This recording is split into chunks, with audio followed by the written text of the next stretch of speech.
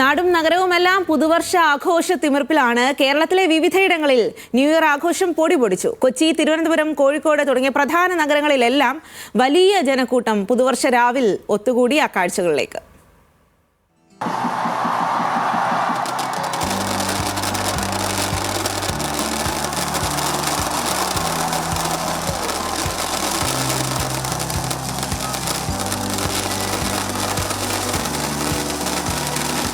പോയ വർഷത്തിന്റെ ദുഃഖങ്ങളും സങ്കടങ്ങളും എല്ലാവരും ഇവിടെ ഉപേക്ഷിച്ചു.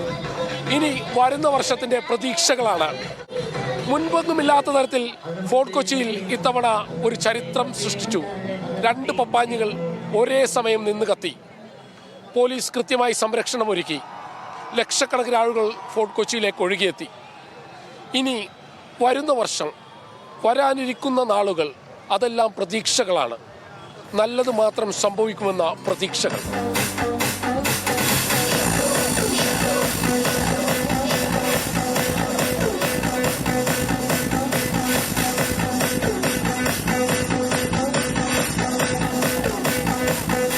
പുതുവർഷത്തെ വരവേൽക്കാൻ ഒരുങ്ങിത്തുടങ്ങിയ ആഘോഷങ്ങൾ പുതുവർഷം പിറന്നു വീണിട്ടും അവസാനിച്ചിട്ടില്ല. ഈ രാവ് മുഴുവൻ ആഘോഷത്തിന്റെ രാവാണ്. കൊച്ചിയിലേക്ക് ഒഴുകിയെത്തിയ ജനക്കൂട്ടം ആർമാദിക്കുകയാണ്, ആഘോഷിക്കുകയാണ്. പുതിയ വർഷം പുതിയ സ്വപ്നങ്ങളാണ്. ആ സ്വപ്നങ്ങളെല്ലാം ആകാശത്തെ നക്ഷത്രങ്ങൾ പോലെ വിരിഞ്ഞ് വരട്ടെ എന്നാണ് ഓരോരുത്തരും ആഗ്രഹിക്കുന്നത്.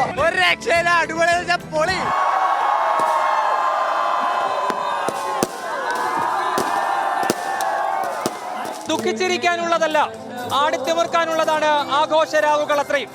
അതിനുദാഹരണമാണ് എനിക്ക് പിന്നിലായി കാണുന്ന ഈ വലിയ ജനക്കൂട്ടം.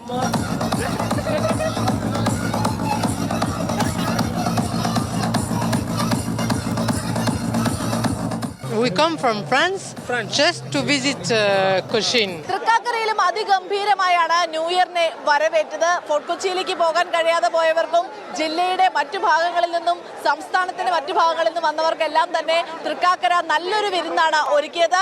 പാപ്പാഞ്ഞിയെ കൃത്യം 12 മണിക്ക് തന്നെ കത്തിച്ചു. വലിയ ജനത്തിരക്കായിരുന്നു. അത് നിയന്ത്രിക്കാൻ പോലീസും വളണ്ടിയർമാരും വലിയ രീതിയിൽ പാടുപെടുകയും ചെയ്തു.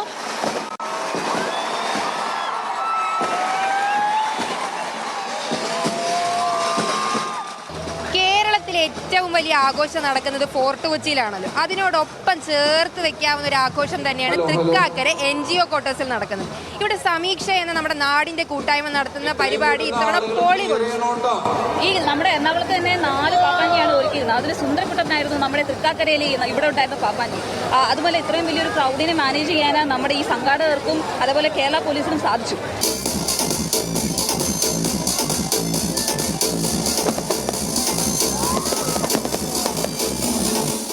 പുതുവത്സരത്തെ എല്ലാവിധ ആഘോഷങ്ങളോടും കൂടി എതിരേൽക്കാൻ ഒരുങ്ങി നിൽക്കുകയായിരുന്നു കഴിഞ്ഞ കുറച്ച് ദിവസങ്ങളായി ആലപ്പുഴ. ഏതായാലും ആഘോഷങ്ങളുടെ പാരമ്യതയിൽ പുതുവത്സരത്തെ എതിരേൽക്കുവാൻ വേണ്ടി ആലപ്പുഴ ജില്ലയ്ക്കുള്ളിൽ നിന്നും പുറത്തുനിന്നും നിരവധിയായ ആളുകളാണ് ഈ ബീച്ചിൽ ഒത്തുകൂടിയത്. ഏവർക്കും കണ്ണഞ്ചിപ്പിക്കുന്ന കാഴ്ചയും സൗഹൃദത്തിന്റെ പങ്കിടലും വ്യവസായത്തിന്റെ കച്ചവടത്തിന്റെ ചെറിയ ആർപ്പുവിളികളും ഇവിടെ കേൾക്കാമായിരുന്നു.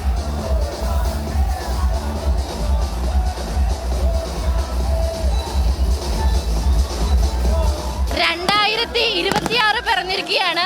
വയനാടിനെ സംബന്ധിച്ചിടത്തോളം 2025 എന്ന് പറയുന്നത് ഒരു അതിജീവനത്തിന്റെ വർഷമാണ്.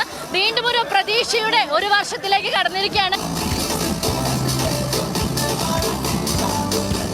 2025 അവസാന രാവിലെ വരവേൽക്കാൻ ആയിരങ്ങളാണ് കോഴിക്കോട് കടപ്പുറത്തേക്ക് ഒഴുകിയെത്തിയത്. പക്ഷേ ഔദ്യോഗികമായ ഒരു കൾച്ചറൽ പ്രോഗ്രാം ഒന്നും തന്നെ ഇല്ലാത്തതിൽ ഒരു സങ്കടവും ഒരു വിഷമവും ഇവിടെ എത്തിയ ആളുകൾ പങ്കുവെക്കുന്നുണ്ട്. പക്ഷേ ഏറ്റവും മനോഹരമായിട്ടുള്ള രീതിയിൽ ന്യൂ ഇയർ ആഘോഷിക്കുകയാണ് കോഴിക്കോട്ടുകാർ കോഴിക്കോട് കടപ്പുറത്ത്.